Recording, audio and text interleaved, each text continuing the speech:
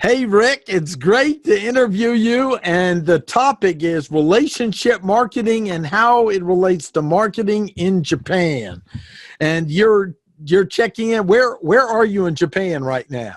In Komatsu, which is in the north central part of Japan, along the Japan seacoast. And I'm Ah, 14 hours ahead of you, by the way. so you're in the future. So you could give us insights into the future relative to me right now. That's right. Get your pad out. I'll talk about stock. No, no.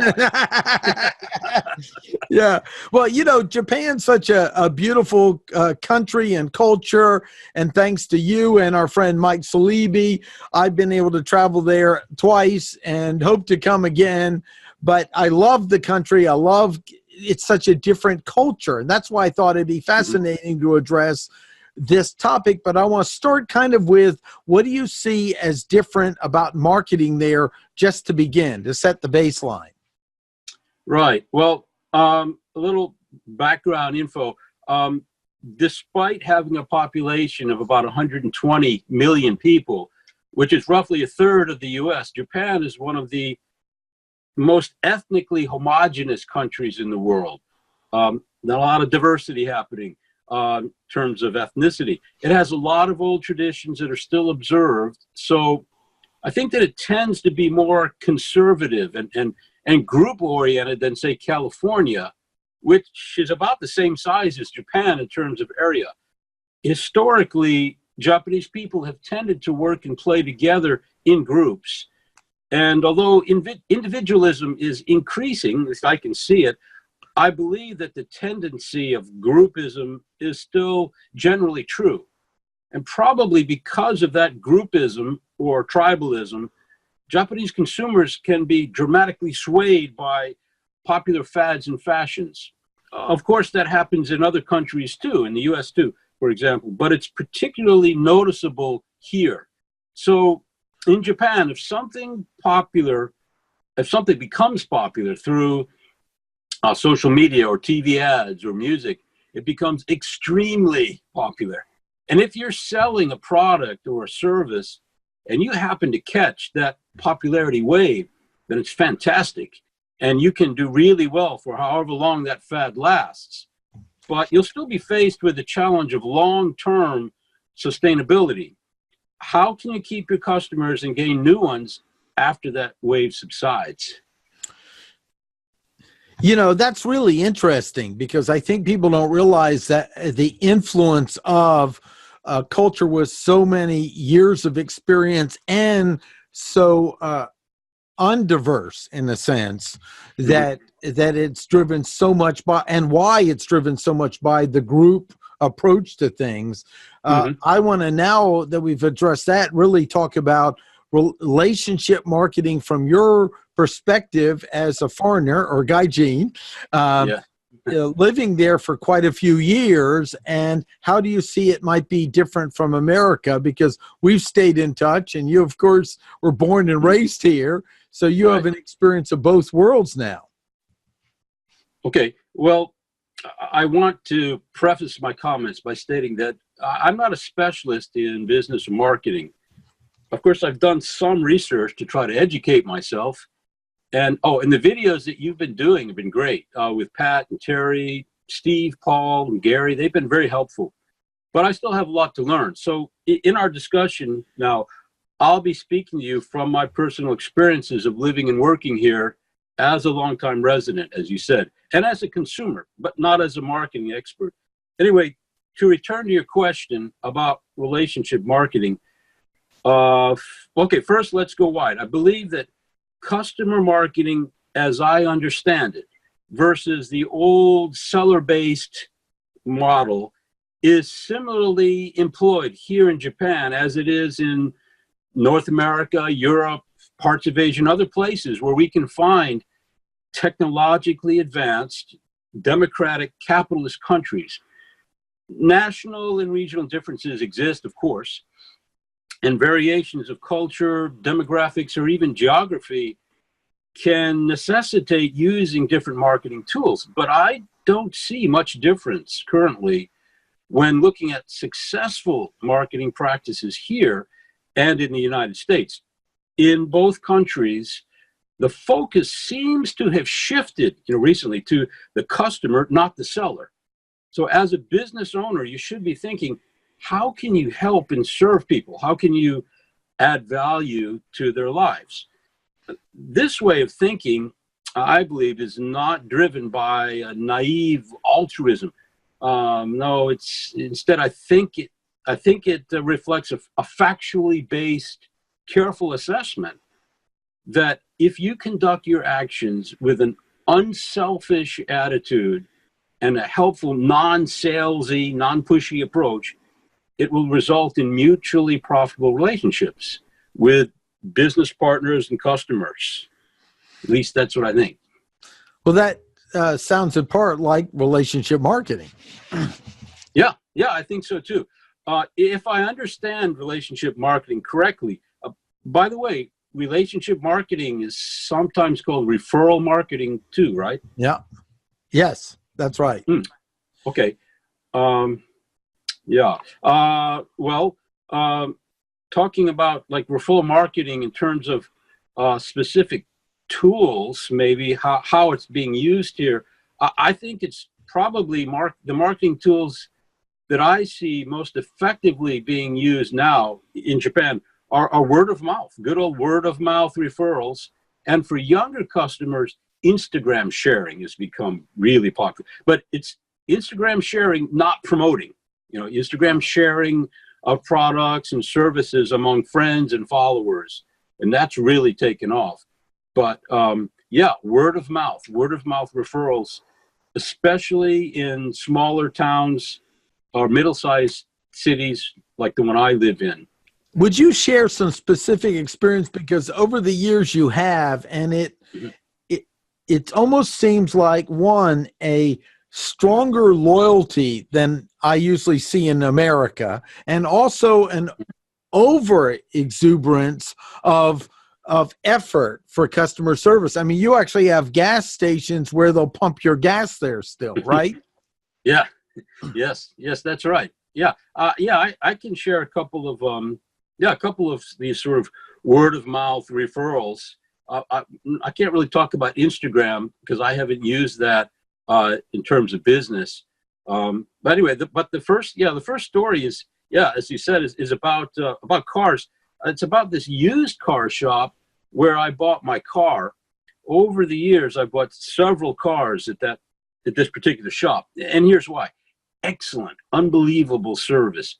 For example, about my tires, let me explain that it's not unusual in Japan for a car shop to keep your snow tires in their garage, because we don't have large spaces here. We don't, a lot of people, including me, don't have the space to keep a lot of extra stuff. So they'll keep your snow tires in their garage and then exchange them for your regular tires when winter comes, and then when spring comes, change it back.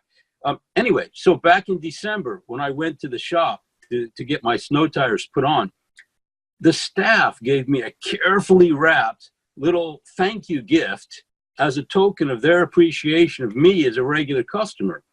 Also, while my tires were being changed, I sat on this sofa in this warm, nice room, and they served me tea and snacks. No greasy stuff, really polite. They also chatted with me after cautiously checking to see if I seemed busy or not. If I had seemed busy or preoccupied, I'm sure they would have extended me the courtesy of leaving me alone. So that is excellent service. Even in Japan, where good service is expected, that's beyond the norm. And I really appreciated it. Therefore, I've recommended that car shop to probably a couple of dozen people over the years. And I know that several of them have become customers there too. So the car shop is aware of that, and our relationship is mutually beneficial. That's excellent. That's exactly what, to me, relationship marketing is, and taking care of the customer and making sure also the structure of it is making sure people know it's important to them. So they're communicating that you're an important customer to them. Yeah. Yep, that's right. The other story I was going to mention is also about cars. 7 or 8 years ago, I asked a local businessman who was one of my students at the time if he could recommend an inexpensive but full service gas station, because I do a lot of commuting, and he did. And so I went there and I loved it. And now I'm a regular customer, and I've recommended that gas station to lots of other people since then, and some of them have also become regular customers. Word of mouth referrals based on genuine customer satisfaction. But by the way, that gas station does have comparatively cheap prices, which is important, of course. But that's not the only reason I go there. It's also the service and probably a little nostalgia. If you're an old fossil like me, you may remember that at some gas stations in America a long time ago, when a customer's car rolled in, attendants wearing matching uniforms would come running out to greet and service the car. And while putting gas in the tank, those attendants would cheerfully wash the windshield, check the tires and stuff. Well, that's the kind of service that I receive at this Japanese gas station in 2019 now. And the staff is polite, speedy, and competent. And moreover, they remember and reward my patronage, a gas station. For example, last month on Valentine's Day, I happened to go to the gas station that day, and the assistant manager came out and personally gave me a little box of chocolates and thanked me sincerely for being a regular customer at the gas station. Of course, I appreciate that gesture. He did that with some other customers too while I was there. But that's the kind of action that goes beyond, the norm of what's expected, that continues to motivate me to keep giving them referrals. Again, relationship marketing, mutually beneficial. It's interesting. So they don't actually say, we'd like you to refer, though. That's not occurring in Japan because it's such a tight culture. Their goal is to listen and give so much value it actually occurs. So that is a little different than here. Yeah. And that's true. And then also, last bit of advice you might give someone who might be thinking of starting a business or expanding one in Japan. Okay. Right. So if you're considering doing business in Japan, I would suggest that you adopt that customer-based attitude that we've discussed here today, and try to use relationship marketing whenever possible. Focus on helping people. For example, as far as I can tell, Japanese customers, and just like other customers, want a solution for their problems or desires. So your marketing should center on the excellent quality and service you provide, which is especially important here, as I've said. And of course, good design, ease of use, packaging, trustworthy brand name if you've got it, the usual stuff, if that applies to what you're offering. And then the next point, cost. Japanese customers want to know the price or the cost of buying, using, or subscribing to, and getting rid of your product or service very clearly. There's no price haggling. Even tipping, for that matter, is not customary here. You got to be very clear with your price. It can be a little high, but it just needs to be clearly stated. Convenience and safety. People in Japan, like everywhere else, they really want convenience. And regarding online purchases, safety, of course. In both urban and rural areas, Japanese customers, people like me living here, we want to be able to buy your product or easily and safely. So if you're planning to open a shop or an office here, your marketing efforts should emphasize your handy location, which is accessible via public transportation or on foot in the urban areas. In more rural areas, maybe you can stress the free parking that you offer. That's similar to the States, I think. But finally, communication. In the current, in our current time, social media age, more and more people here in Japan, especially young adults, want to know that two-way communication with your company or service and them is possible. That kind of two-way, well, at least they want the illusion of thinking that two-way communication is possible. So you should keep that in mind with your advertising, sales promotions, public relations across multiple platforms. Make sure that you've got your contact info, that you seem like you're a readily accessible outfit, and that you're there to almost like friends, but very, very polite friends. So free samples, that's cool too. But anyway, be calm, friendly, and generous. A helpful, non-pushy approach is advisable. No hard sells. Free samples. Yeah, free samples offered with a smile and a thank you for trying our product are increasingly popular, I think, and successful, at least with me. Not only in supermarkets, but other places. So yeah, I think those are the main points. That's about what the advice I'd probably offer off the top of my head is something like that.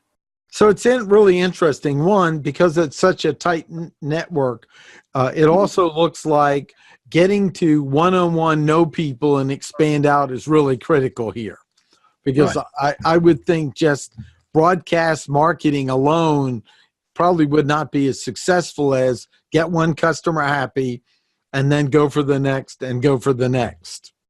Yeah, I think so. It's sort of organically growing in an organic version maybe of referral marketing that's not aggressive, and you're not demanding in an explicit way for immediate recompense. You're not saying to them, can you please recommend me to another person? They'll do that. They'll do that automatically, just as I do, because I've heard other Japanese people, that I've known for years, and some new folks who've mentioned how much they like this other place and they'd recommend it to me. And there's no commission going on there. Right. It's just from the heart. And they're deeply satisfied, and they just want to share that.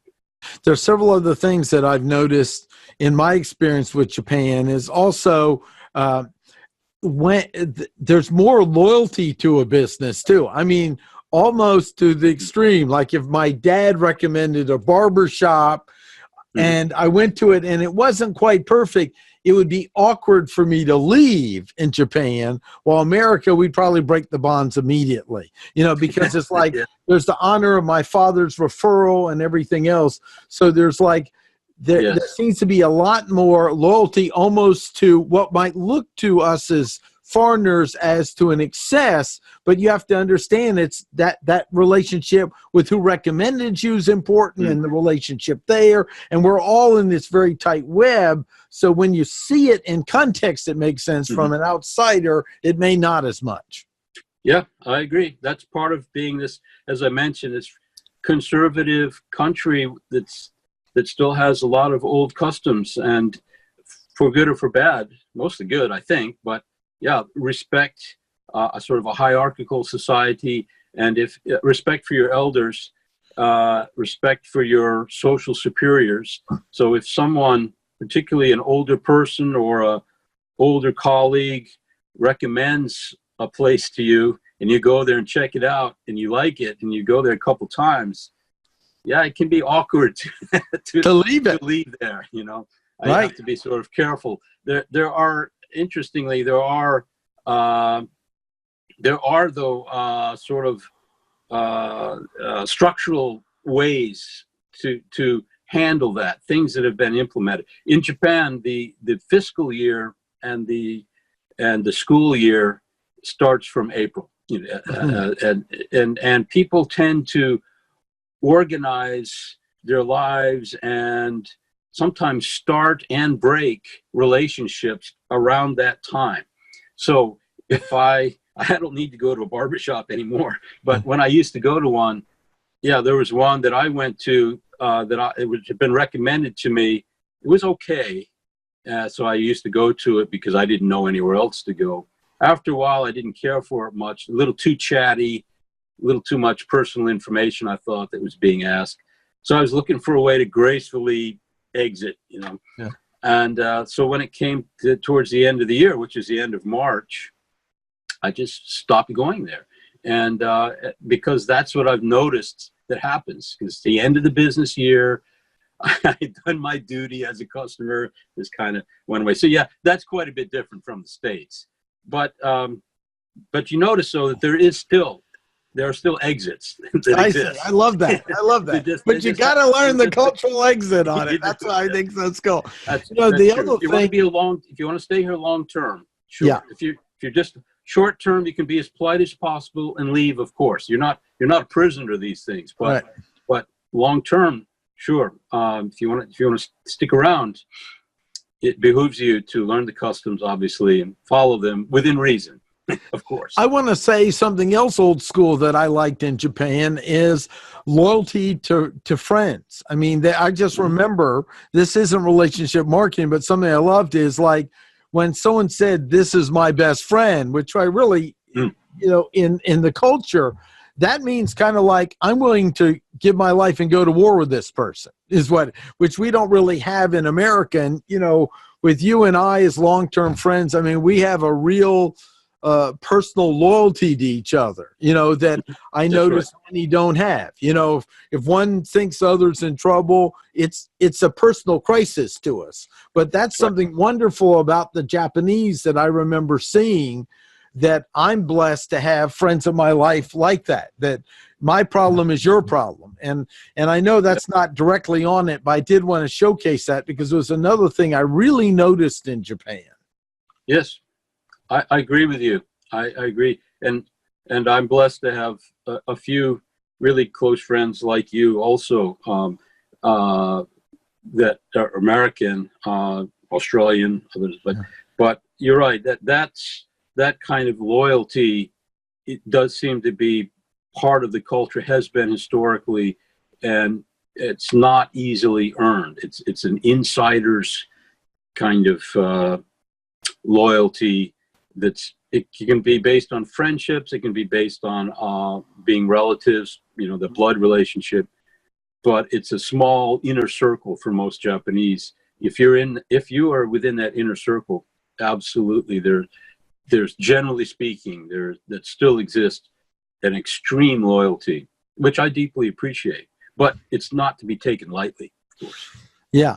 Well, Rick, tell people a little bit about what you do and why you love being there. You got a beautiful wife and beautiful sons there, and we went to college together. But I'd like to wrap up a little bit insight on you because you've chosen to be there quite a while now.